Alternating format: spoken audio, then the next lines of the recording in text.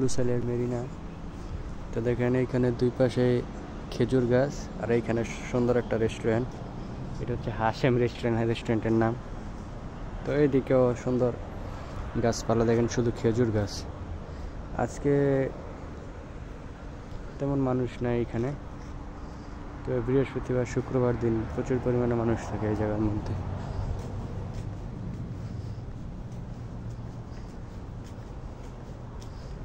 তো এই পাশে ওই সামনে দেখা যাইতেছে ওইটা হচ্ছে লুসাইল আইসল্যান্ড।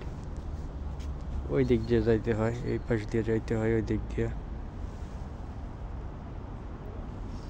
আর এটা হচ্ছে লুসাইলের মুন টাওয়ার। কত সুন্দর রাস্তা এই পাশ দিয়ে।